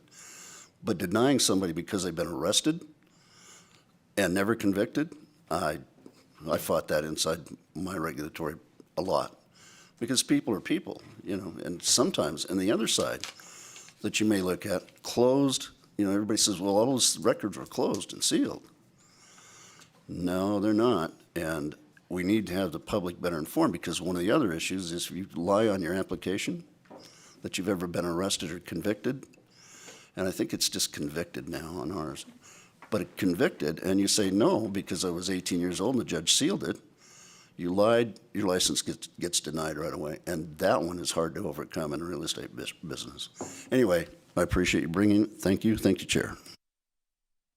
And thank you for that, Assemblymember Gurr. I'd also just mention, and the point's very well appreciated and taken. For the record, Atara Sibula, I was pretty good right up until that one. I think that kind of disparity between the boards is one of the issues we're trying to get at through this specific process. I mentioned this is only a step. My understanding is there's probably a more sweeping occupational licensing reform bill that this body may end up seeing or hearing or something of that nature in the near future. But as it stands right now, we think this is a small step that could have a pretty significant impact if passed. Okay, our next question is from Assemblymember Kasama. Thank you, Chair. I think the previous questions answered all my questions as well, that this would open up the chapter for all boards and commissions and have a standard way for licensing and appeals. For the record, Atara Sibula, this would open up the licenses under Title 54. There are licenses that fall outside of Title 54 that won't end up being impacted by this once that's modified. And the reason for that is, again, the licensing process for some of those other ones has been more elaborately clarified over the course of time when those licenses have been offered. But for licenses that fall within Title 54, it would apply to each of those licenses. Thank you. Thank you. And our final question is from Assemblymember De Silva. Thank you, Chair. Thank you, Assemblymember Miller, for being here and presenting this very important and timely bill, and the ACLU for co-presenting. I have a two-part question. So one, just to clarify, so as the process now stands, as the law is now written, even if there is a denial made in front of these licensure boards on moral character, there is no need to respond, as to why that decision was made. Is that how I'm reading it? So say you're denied, you just get the denial and that's it. There's no real reasoning as to why or an analysis of that moral character question. And then secondly, do we have any data as to how many applications for licenses are denied merely because of an arrest and no conviction? Thank you. For the record, Atara Hasibula, with respect to the first point, Assemblymember De Silva, the actual process right now with respect to notification, again, because Title 54 is large and broad in terms of how the prescriptions are given, there's a different standard that's provided. Every boards will issue a denial notification. The process that occurs therefrom oftentimes ends up being unclear. Many boards will be elaborate and have a conversation. Many won't, and they'll state your board was denied based on the following reason without providing the specific circumstances for that denial. So for instance, if it was an arrest that was many years old, for whatever the case may be, there may not be an in-depth conversation. There's not a meeting requirement afterwards to review the denial with an applicant. That was something we previously sought to do. It didn't end up moving forward. With respect to the second portion on the number of denials, we don't have that data. I think each board would be responsible for sharing that. I do know the reason why we find out about them is because people come to us right afterwards to let us know that they were denied and they don't have any recourse, and it's quite unclear what that ends up looking like. Getting records isn't always an expeditious process. And we know that as well. I hope that answers the question. I'll also say I believe that might have been, if that was the last question, we did also, aside from the other supporters that'll be here, we submitted a list of about 210 plus people ordinary Nevadans that would support this. We told them they could sign on to the petition instead of calling in, but should you desire such, we're happy to accommodate those 210 calls in as well at a future hearing. We thought we'd save the committee time if it was going to be a lot of the same testimony. Brittany Miller, for the record. I would like to add to that your comment about the different, or I should say the response about the different boards and commissions. Again, this is one of the challenges that I personally have as a Nevadan, but as well as a legislature, is that there is inconsistency within our state. And so again, there are some boards that get it right, that do great, that would be the stellar example of what we would hope for. But then there are others that don't. And so I know that I legislate from a lens where I want consistency, because I believe that that's when justice is actually provided, is when there's some form of consistency, so that all Nevadans receive the same service, no matter which county or which city or which board or which area of the state that they live in. With that, again, I did state that we are considered one of the worst in the country when it comes to barriers to licensing. And I'll just close with that. And Okay, that is all of our questions. We will now, thank you for your presentation. We will now move on to testimony on this bill. Again, testimony can be provided in person in Carson City via video conference in Las Vegas or over the phone. Further instructions for providing testimony on a bill can be found on the agenda. And we will be maintaining a 20-minute time limit for the periods of support, opposition, and neutral testimony, with each speaker having no more than 2 minutes. And first, we will move to hear testimony in support of AB 264 here in Carson City. Please go ahead when you're ready. Thank you, Chair, members of the committee. My name is Joe Hill, Policy Analyst with the Retail Association of Nevada. We support AB 264 as it would strengthen Nevada's workforce and provide equal opportunity for all licensed applicants. Thank you. Thank you. Is there any additional support in Carson City? Seeing no one approach, Las Vegas, any testimony in support of AB 264? And please go ahead whenever you're ready.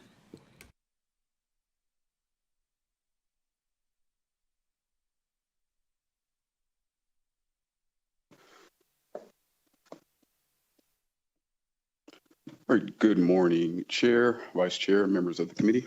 My name is Chandler Cooks, ChandlerCooks. I'm here before you not today just as an advocate, but as someone who understands firsthand what it means to fight for an opportunity that should be a right and not a privilege. For too long, a criminal record, no matter how old, how irrelevant, or how much a person has changed, has been an automatic sentence to economic exclusion. It is a silent barrier that denies people's jobs, business opportunities, and the ability to fully reintegrate into society even after they've paid their dues. AB 264 challenges that injustice. This bill does something simple but powerful. It ensures that licensing boards can no longer deny a person the right to work without proving a clear and convincing evidence that granting them a license would pose a real unmitigated risk to public safety. No more vague moral character rejections, no more blanket bans based on past mistakes, and no more doors slammed shut without due process. This bill is about making sure every Nevadan has the right to be judged by who they are today and not who they were years ago. Let's be clear, Nevada is facing workforce shortages across multiple industries. We need skilled professionals in healthcare, construction, hospitality, social care, and yet we continue to deny the people the ability to work, not because they aren't qualified, but because of an outdated, punitive system that refuses to let them move forward. AB 264 is smart policy, but more importantly, it is just policy. If we truly believe in rehabilitation, redemption, and economic opportunity, then we must pass this bill. Anything less is not just bad policy, it is a failure of leadership. I urge this committee to support AB 264 and ensure that in Nevada, opportunity is earned by merit and not denied by history. Thank you. Thank you, Chair. Greetings, committee. My name is Jagada Chambers, JAGADACHAMBERS. I'm definitely in support of the legislation. I just want to bring to the committee about the We'll just call it the scarlet letter that a lot of our brothers and sisters bring home from incarceration. Even the simple acknowledgement of why that moral clause may have been failed will give somebody hope to continue on and not just give up. I think this is a legislation that'll impact our state in a very positive way, and I do want to salute Assembly Member Miller for bringing the legislation forward. Thank you. Thank you. Not seeing anyone else in Las Vegas. AVH, is there anyone on the lines in support of AB 264? To testify in support of AB 264, please press star 9 to take your place in the queue.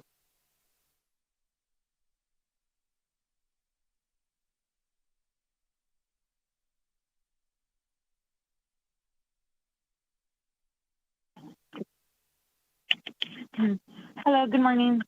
My name is Yesenia Moya, Yesenia Moya. I'm calling in strong support of Assembly Bill 264 because I have personally witnessed and experienced the harm caused by unfair licensing barriers in Nevada. For many of our hardworking community members, obtaining a professional license is a critical step towards stability, dignity, and economic mobility. Yet too often the process is clouded by unnecessary obstacles, subjective judgment, vague moral character requirements, and a lack of clear reasoning when applications are denied. And these barriers do not just impact individuals, they harm entire families and our entire community by keeping people from securing meaningful employment. I have seen capable, dedicated individuals be denied the opportunity to work in their chosen fields, not because of their qualifications, but because of unclear and subjective standards. I've spoken with many community members and loved ones who have struggled for years to overcome these barriers, only to be left without answers and without options. When licensing boards operate without transparency, it deepens existing inequities and disproportionately affects those who are already navigating systemic challenges. And no one should have to fight so hard for the right to work in a field they are qualified for. AB 264 is a necessary step towards creating a fairer and more just process. And I urge you to support this bill and ensure that every Nevadan has a fair chance to build a better future for themselves and their families. Thank you for your time and consideration, and to the folks for bringing this up.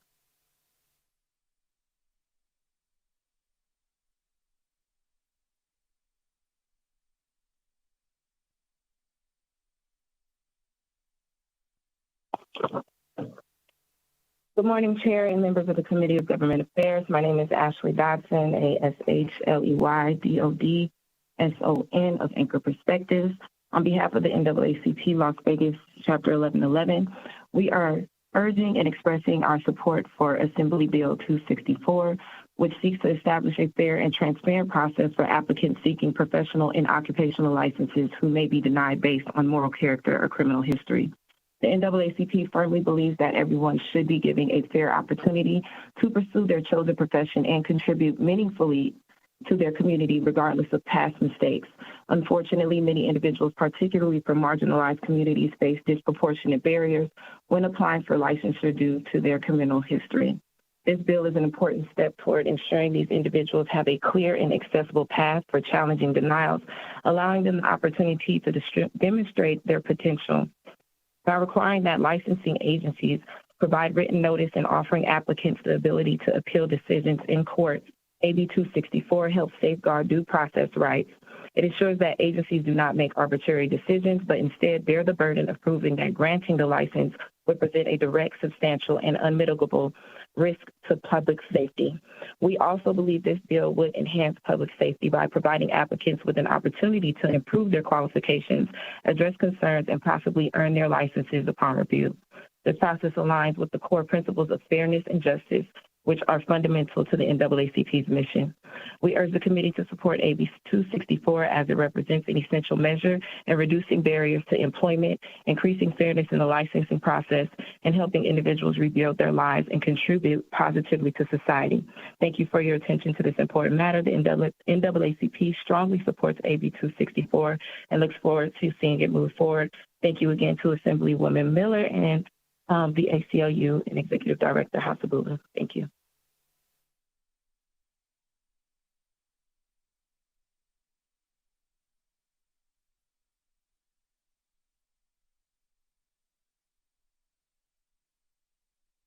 Good morning. My name is Jennifer McDonald, and I'm an Assistant Director of Activism at the Institute for Justice.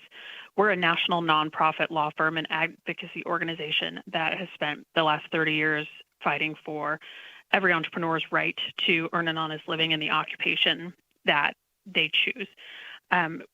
We really support AB 264, and we thank Assemblywoman Miller and the ACLU for bringing it forward. We're national experts on occupational licensing issues and have studied the burdens of occupational licensing across 102 lower income occupations. And that research unfortunately finds that Nevada has the most onerous licensing requirements of all the states. Not only are those licensing barriers extremely high, but Nevada is also one of the worst states in the country when it comes to protecting justice impacted individuals from these arbitrary license denials. One of our reports, we studied those protections across the country. Nevada earns an F in our grading scale, while neighboring Arizona, California, Utah, and Idaho all receive passing grades that are much better than Nevada's. So we believe that this bill will help ensure that people are not being arbitrarily excluded from the workforce. It makes sure that the only crimes that directly relate to a person's ability to safely perform the duties and responsibilities of the occupation can disqualify them from working.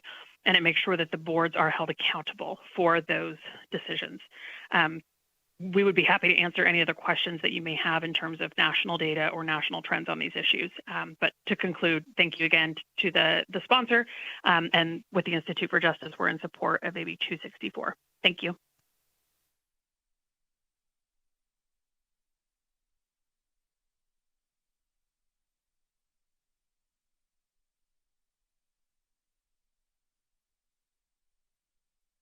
This is Wiz Rizard, Deputy State Director with the American for Prosperity here in Nevada. That's spelled WIZROUZARD.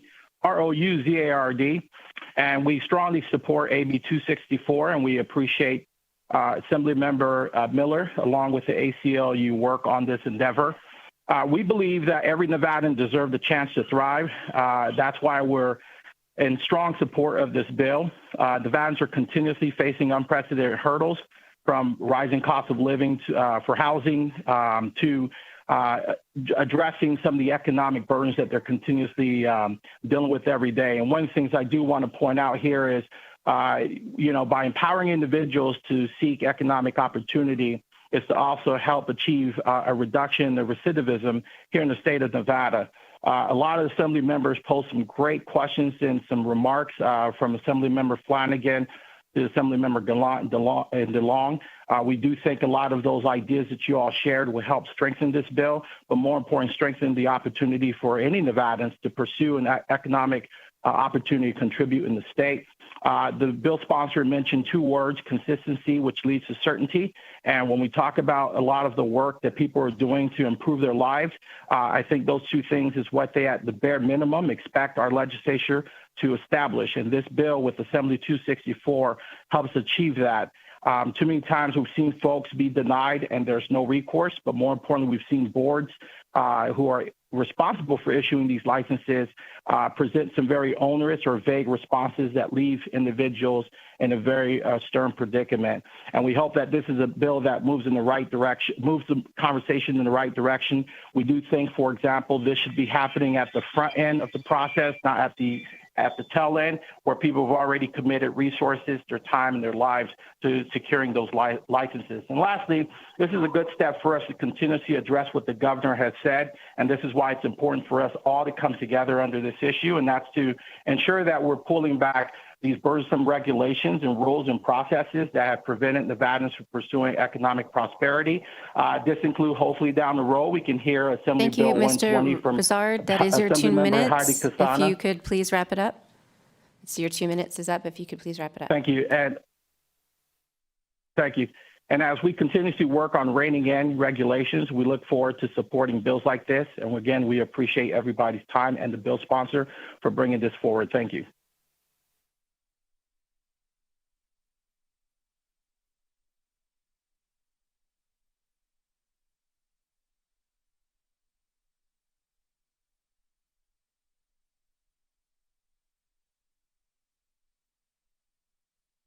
Caller with the last three digits 487, please press *6 to unmute.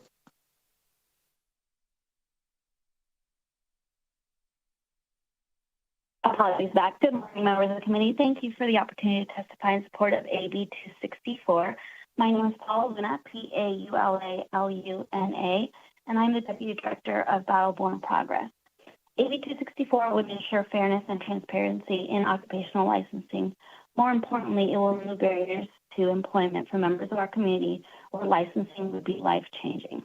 Additionally, we would all benefit from the increased access to new talent and skilled workers. We thank Assemblymember Miller and Mr. Hasibullah for bringing the bill and urge the committee to pass AB 264. Thank you so much.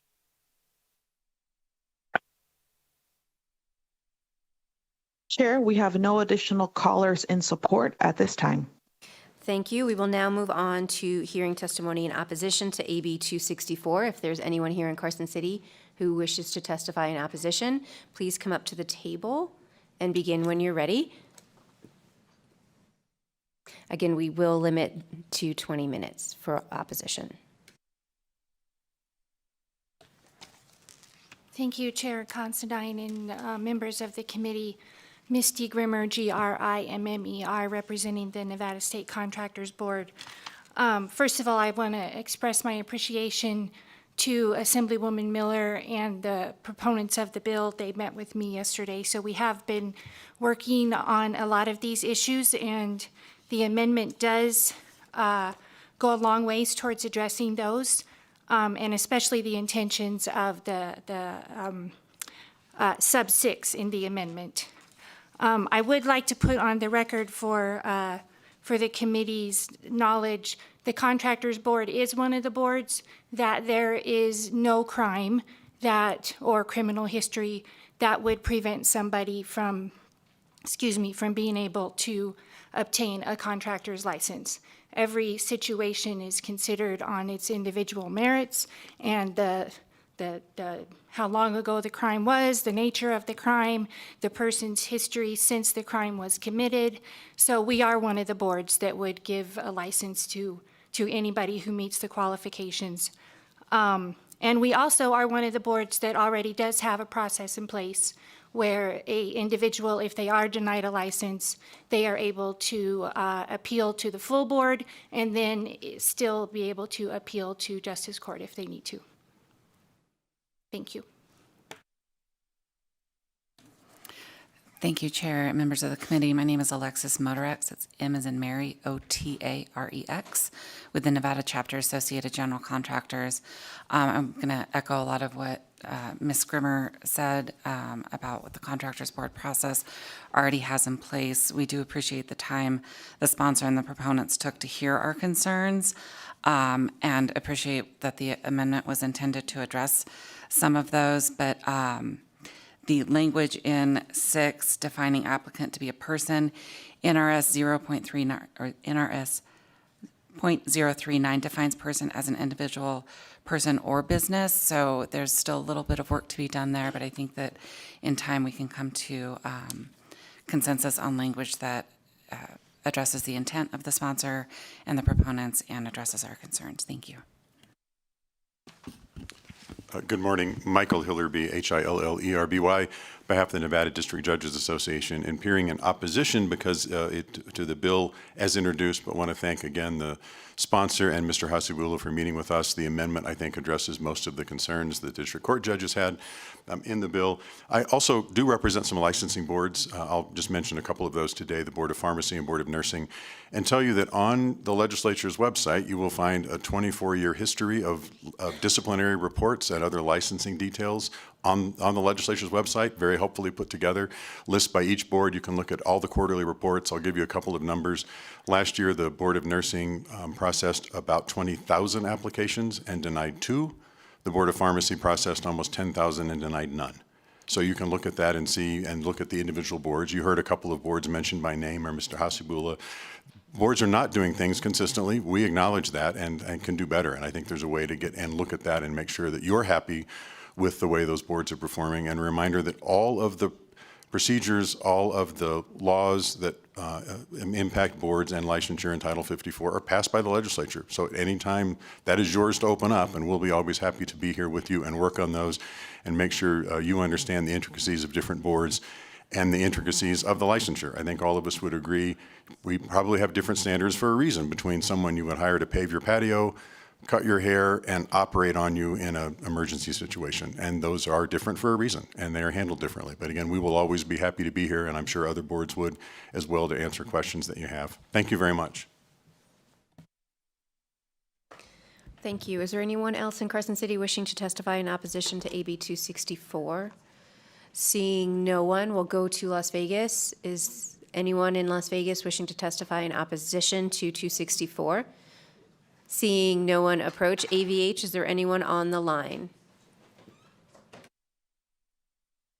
Chair, the public line is open and working. We have no callers for opposition at this time. Thank you. We will now move forward to neutral testimony. Is there anyone here in Carson City who wishes to testify in neutral on AB 264? Please go ahead when you're ready. Thank you, Adam Plain with the Nevada Division of Insurance. For the record, I want to start by saying we did reach out to Assemblymember Miller, but we are a bit late to the game. I didn't attempt that contact until yesterday. But with the proposed amendment, I think we're real happy with that. To steal a quote from Mr. Hasibullah, I believe we like to view ourselves as an agency that does engage in additional self-regulation for our licensees. Division of Insurance is not a Title 54 licensing agency. We're a Title 57 licensing agency with over 100,000 licensed individuals. Our chapter on persons licensed for the sale of insurance, Chapter 683A, does allow for an administrative review process for a license denial under 683A.461. Those administrative reviews are subject to a 60-day notice of appeal as opposed to 30 days under NRS 679B.310, and any adverse determination under administrative review can be judicially appealed under Chapter 233B of NRS currently. That's provided by NRS 679B.370. So as I mentioned, without belaboring the point, should the amendment be adopted to limit this to Title 54, the division would be happy to bow out of this conversation. Thank you. Thank you. Anyone else in Carson City wishing to testify in neutral? Not seeing anyone. Is there anyone in Las Vegas wishing to testify in neutral to AB 264? Not seeing anyone there. AVH, is there anyone on the line to testify in neutral on AB 264? Thank you, Chair. The public line is open and working. We have no callers for neutral at this time. Okay, thank you very much. Do the presenters want to make any final remarks?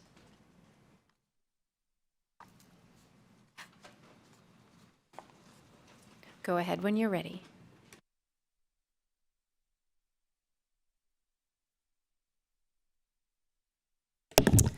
Thank you so much for consideration and hearing this bill. I would just like to add that the importance of work when it comes to reducing recidivism. We know that having work gives us a sense of dignity and self-reliance, but it is also, there's data supporting that solid work is actually the #1 reducer to recidivism. Years ago, before I moved to Nevada, I actually started and ran a prisoner reentry program that was wildly, way more successful and met our goals.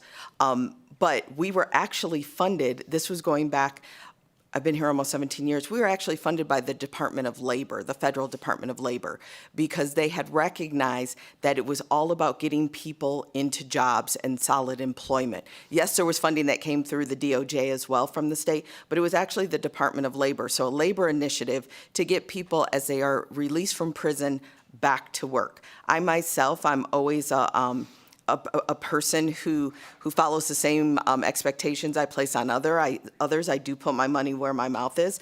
I myself, when I was also working in the school district years ago and running multiple programs, I hired 2 ex-offenders as well to work in the program to coach basketball. I got a call quickly from the superintendent who said, Brittany, do you know that those 2 were in prison for over a year? Yes, doctor, I know they were. And when I explained the offenses, one was for check fraud and one was for not paying child support, I said, do you feel that they are a risk to students by coaching basketball? And he said, well, no. All right, go on, Brittany. And that was it. They came and they coached basketball, and it wasn't an issue. So again, I have experienced this myself firsthand. I've also know that the importance of making sure that we get people to work. We know that there's always a balance between public safety and justice, and it's a thin line and often a nuanced line and a confusing, blurred line. But I'm always going to err on the side of giving people another opportunity and wanting to get as many Nevadans to work as possible. And so with that, I appreciate your questions, your comments, your concern, and your consideration of this bill. Thank you so much. Thank you. And I will now close the hearing on AB 264. Move on to the last item on our agenda, which is public comment. As a reminder, members of the public can provide public comment in person or telephonically and may submit public comment up to 24 hours after the meeting. Instructions for providing public comment can be found on the agenda. To provide public comment telephonically, dial 888-475-4499. When prompted to provide the meeting ID, enter 891-5366-6200, then press pound when prompted for participant ID. Each person will have 2 minutes to provide public testimony. Please remember to state your name clearly and spell your name for the record. Is there any public comment here in Carson City?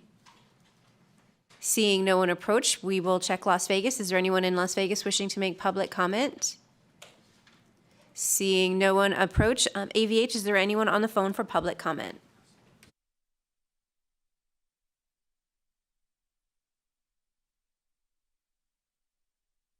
To provide public comment, please press star 9 to take your place in the queue.